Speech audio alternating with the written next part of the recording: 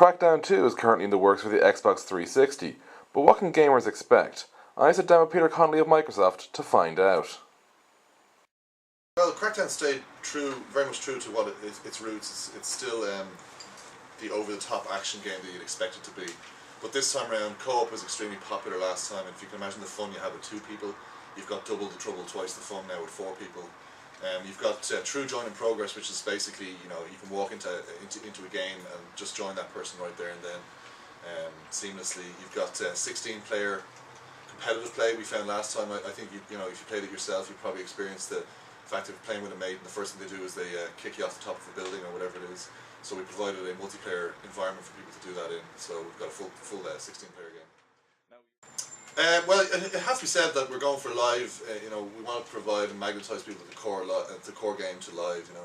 And I guess we are going for those gamers. I think we're more accessible than people give us credit for, but we stay very much true to our roots. One of the things you know about Crackdown is it's got a very particular style. If you see a screenshot of Crackdown, you know it's Crackdown. One of the things we get asked a lot, we hear a lot of the gamers discussing is there's this real trouble getting the balance between enough gameplay and the right quality of story. Like, I remember 12 years ago, Metal Gear Solid was seen as setting a new standard in story that would now be seen as pretty much soap opera, I suppose, most gamers.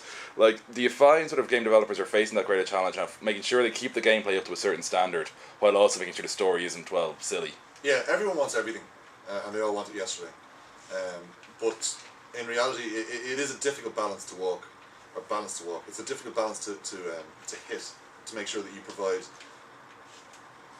the story that people want to get. And what we've tried to do in Crackdown 2 to do that is to stay true to our roots. We're not a story-based game. We're not going to be a story-based game. But this time around, we felt last time we had a great story that we just didn't tell. So this time around, we're going to give the facility for players who want to go down that route, who want to get more story. We're going to give them the facility in the game to get at that story. I think it's hard for people to walk that line. Some people want to be led along a very linear path and they want to have a great cinematic experience, and then other people want to play a game and everything in Crackdown. So Peter, one thing we always get asked here on the website from all our readers whenever we have a game on, especially an action game and a shooting game, is what's the best weapon in the game, or what are the best weapons in the game? I think there's a lot of that is a discoverability for people. I don't want to break and ruin surprises, but there are a couple of weapons in this version of Crackdown that are very different. You've got all your ballistic weapons that are standard across lots of games. I think the rocket launcher in Crackdown is still one of the best weapons ever, and in this game it's absolutely true as well. But we've got other physical-based weapons this time around that are fantastic examples of fun, and you've seen some of those in web clips around. The UV shotgun, basically it's a physical-based weapon that can kill the freaks, but it blasts every other object backwards, and that's a lot of fun to have a weapon that you can go around, screwing around the world.